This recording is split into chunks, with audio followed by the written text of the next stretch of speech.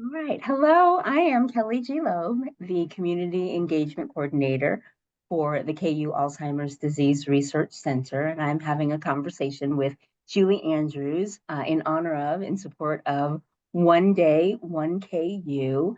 And Julie, to start us off, I'd love to hear about you and your family's connection to KU Alzheimer's Disease Research Center and One Day, One KU. Wonderful. Well, thank you for having me, Kelly. And I'll start off by saying the connection to the University of Kansas overall. My dad is a graduate of 1953. And then of his six daughters, four of us went to KU. One got a doctorate, and then my husband and I met at KU. And now we have three boys, one that graduated from KU, one that is currently at KU, and one that is going to KU in the fall of 25. So the three generations of Garney family members going to KU is still going very strong. And then there are lots of nieces and nephews and great grandchildren that I'm sure we hope if their grandma Patty has anything to do with it, will continue to go to KU as well. So very strong connection to the university overall. And then through One Day One KU, we got involved with that about 4 or 5 years ago, and I know we're going to dive into that a little bit more later. But been involved, I think, 5 of the 7 years. So pretty exciting day and looking very forward to February 20th and 21st. So excited to have you. One Day, One KU, of course, is our annual day of giving. For 24 hours, we talk to Jayhawks and friends of Jayhawks and the whole KU community, anybody that has some kind of connection to KU about the progress we're making in terms of research advancement, in terms of community engagement and support, and more. And we are very excited to have Julie with us today to tell us again about her special connection to KU and really the impact that KU has had on her family and why she thinks it's important to have One Day, One KU. So, Julie, with that, I'll ask you to tell us more about your family. Who's on your team? Right. Right. Well, I actually live in Des Moines, Iowa, and was born and raised in Kansas City. And let's see, there are 7 members of our family that have graduated from KU. And we have a current student, and then we have one on the way we just found out last week. So that is very exciting. My husband and I met at KU. And now our three of our boys, as I said, we just found out last week. One graduated in 2024, Charlie, and then Cooper is a freshman, and our son Bo will be a freshman next year. So my dad is a graduate of KU, class of 53. My sister and Annie, Linda, and Lisa. And then sister Jane has a doctorate from KU. So all together, if everyone graduates, we will have 9 graduates and then maybe more nieces and nephews to come. So it's a pretty strong connection, 3 generations deep at this point. I mean, what a legacy to have since 1953. That's a lot of Right. years, 72 years. That's amazing. And I think that really speaks to how important your connection is to KU. I hope it means that KU has meant a lot to your family, and it definitely means that your family means a lot to us here at KU. And so, since we started by saying that I work for KU Alzheimer's Disease Research, Julie, I'd love to know what your family's experience or relationship to that one program of the larger KU community. What Right. has it meant to you to be connected to the Alzheimer's Disease Research Center? Well, it has been a huge blessing for us. So Dr. Burns and Dr. Swerdlow have been, well, specifically, Dr. Burns has been my dad's doctor, or was my dad's doctor before he passed in November, for almost 10 years. And started out as dementia, as a lot of times it does, and then went into kind of the full-fledged Alzheimer's. And to be honest, that is such a fine line between the two that I know that sometimes is a hard thing for people to even comprehend what's dementia, what's Alzheimer's, different things like that. But Um, he ultimately, as I said, passed in November, not from Alzheimer's, but he was 93 and just peacefully passed one night. So that was hard for all of us, but KU Alzheimer's disease research has, as I said, they have really paved the way from everything that I have learned nationally and internationally for research and the support that they not only give the patients, but give the caregivers and really the community that is enlightening people about more of what Alzheimer's is. It's a disease that sometimes is hard to talk about because sometimes you're not sure if someone has it or doesn't have it. Sometimes there are people that really struggle. Should I get tested or should I not get tested? And so the research arm has really played a huge role in, as I said, I don't know a better way to say it, but enlightening the community and the country, the world, everything on how you can determine if you are going to be affected by Alzheimer's personally, and then how it can affect your family and how you can be helped by the support that they give, as I said, patients, caregivers, research, everything. I think you said that beautifully, Julie, and especially the part you said about we all wonder if Alzheimer's disease will affect us personally. And I'll take a point of privilege and say that when someone we love has Alzheimer's, it affects us, whether we are the person with a diagnosis, whether we are a loving family caregiver, a community member, a physician like Dr. Burns and Dr. Swerdlow, a neighbor. Alzheimer's disease is something that has quite an impact on networks of people. And I think that's part of why it resonates so strongly with One Day, One KU. And I won't speak for you, Julie, but I think that probably contributes to why your family has been so generous in establishing the Charles A. Garney Opportunity Fund. And so I'd love for you to give us a bit of a history. How did you start the fund? Why did you start it? What do you hope that it will do?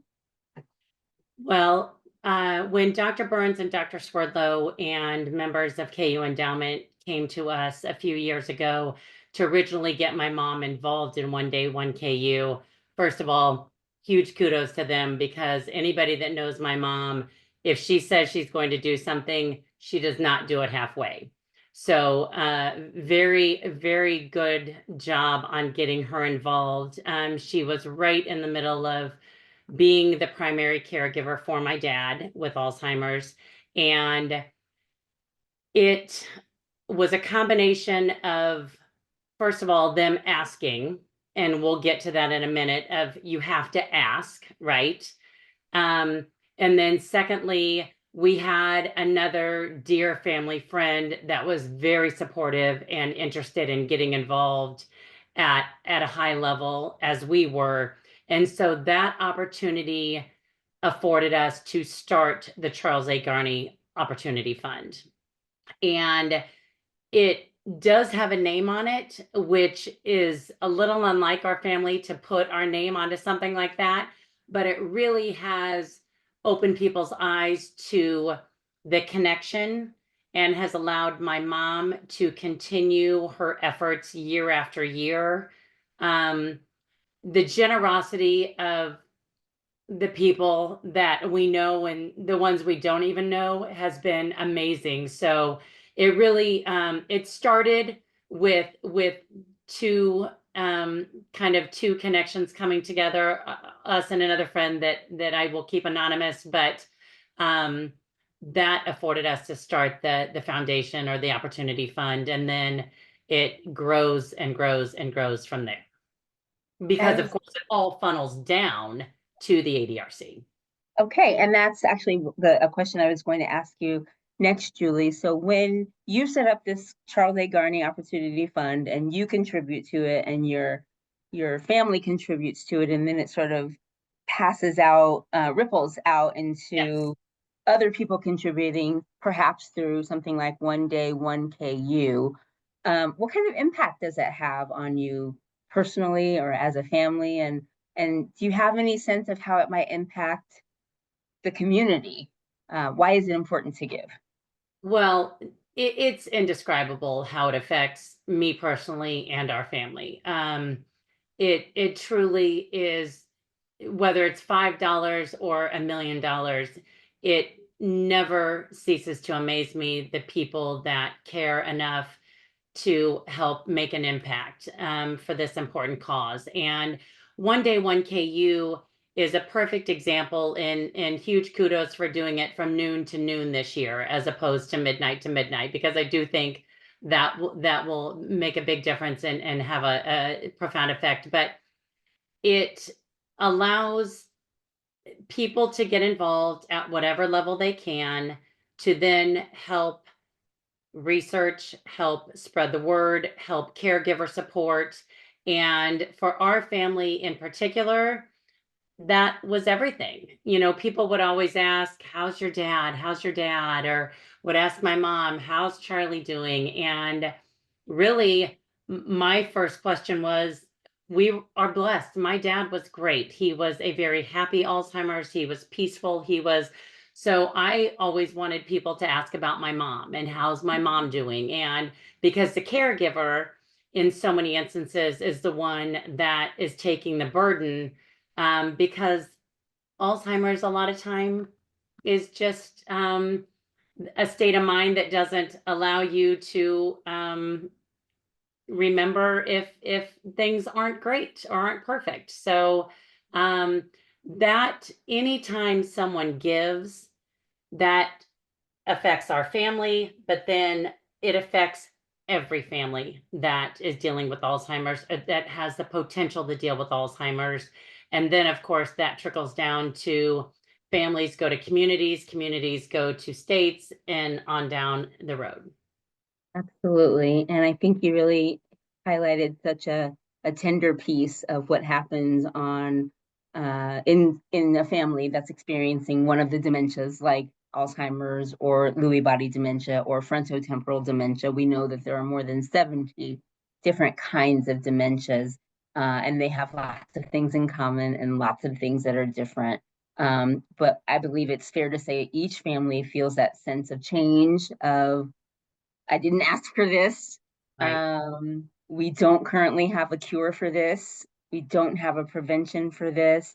And so when you set up something like your opportunity fund, we get that much closer to the cure, to the treatment, to the prevention, to being able to say, oh yeah, Alzheimer's, that's a memory. That's a thing we used to have to do. Well, and it's building from within too, Kelly, because it's my understanding that within the ADRC, and more specifically something like the Garney Opportunity Fund, that then allows more research opportunities from a professor standpoint, from a nurse and doctor standpoint. It just allows them opportunities to go and learn more so that then they can spread that to their patients and their families that are affected. So it's not just helping the families, of course, it is also, in my understanding, I know, helping the Med Center and the Alzheimer's Disease Research Center, the new building that hopefully is going to get started here in the next, near future. And I'm not going to put a timeline on it. Yeah.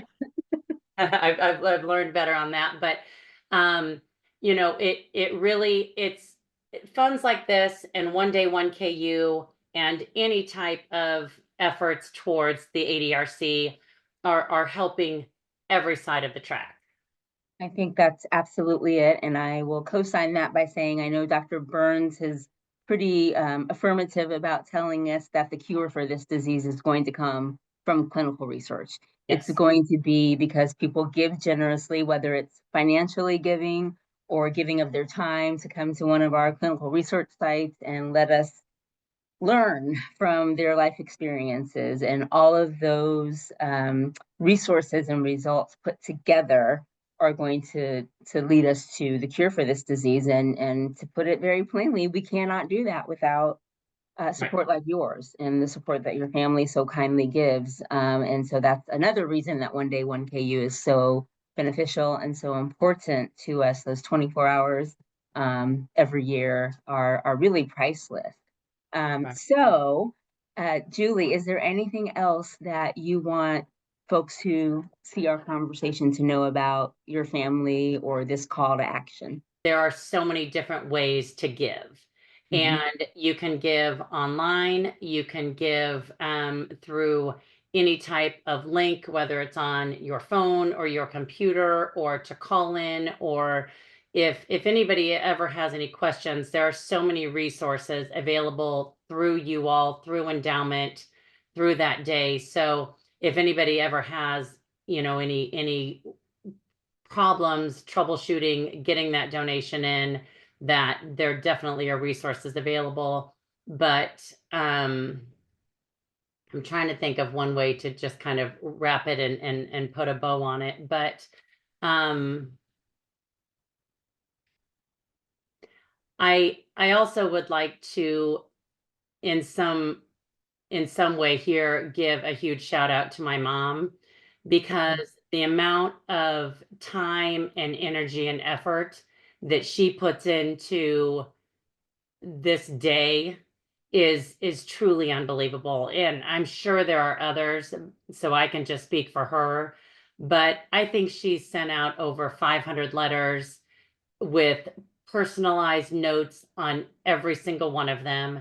And again, whether it's $5 or $25 or $10,000 or more, every single person gets treated the same and gets thanked. And so again, she sets goals for herself, but for her to take this on the way that she does is truly unbelievable. And I think she does it because she knows the profound impact that it can make, from research to the patient to caregivers and teaching and on and on. But she is also one of the most generous people I know, and in time and generously with money. And so Mhm. she will support anything she can support. And I think that has proven to where other people like to help her and help my dad's cause and things like that. So it's really not about us. It's about raising awareness and the tremendous job that the University of Kansas does overall on this day. I know it's all spearheaded by endowment, but you, as the ADRC, as one example of a way that people can give, it truly is a life-changing day for the University of Kansas and every fund in it. Wonderful. That sounds like that real Jayhawk spirit. Julie, I think I can say that as an alumna of KU. And I think you and your family full of Jayhawks certainly would resonate that. Thank you so much for your time today and your generosity always in supporting One Day 1KU. We are extraordinarily grateful for the Charles A. Garney Opportunity Fund. I mean, opportunity is one of the key words there. Right. The opportunities that your support will provide for our researchers to advance toward a cure. And while we're working on a cure, to learn about how we can support brain health in general. I mean, lots of us won't get Alzheimer's disease, but we do want to work on having our brains be as healthy as possible so that our well being and our quality of life can be as Right. wonderful as possible. So, Julie, we have been talking about the Charles A. Garney Opportunity Fund, named, of course, in honor and memory of your beloved father, Charles A. Garney. And we know that he started your family's legacy at KU 72 years ago, 1953. What do you think he would say, or what do you think he would think about all of this done in support of his legacy? What would Charles A. Garney think about One Day 1KU? Well, that is a very good question, and of course, he was aware when we started this of what was going on, and was always very proud and appreciative. He had a saying that always was that your intentions manifest your reality, so keep them altruistic. And that is one of the many words that we live by of his. And I would think that our family's intention for this opportunity fund and for One Day 1KU is to absolutely make the largest impact that we can to make a real difference in the research and development for Alzheimer's and ultimately, of course, someday finding a cure. Perfect. Perfect. I think we all want exactly that. So thank you, Julie, and thank you, Garney family, for everything you've done to create this great opportunity for KU. So thank you. Anything else before we wrap up? I would just say that there are lots of different brain health initiatives that you all do Yeah, that I hope people that have an interest reach out and investigate because there are so many resources out there that you all provide. And I hope if it can help one person at a time, then that's a win every single day. absolutely. Julie mentioned earlier in our conversation, all you have to do is ask, and I will echo that. KU asked the Garney family, and look what they did. They said yes. And we invite anybody watching this conversation and anybody out there in the community who has questions about brain health. We invite you to ask and let us walk together on this journey. So thank you again, Julie. We'll wrap up for now. Hang in there, okay? Thank you for having me, Kelly. You're Good luck. welcome. Rock chalk. Rock chalk.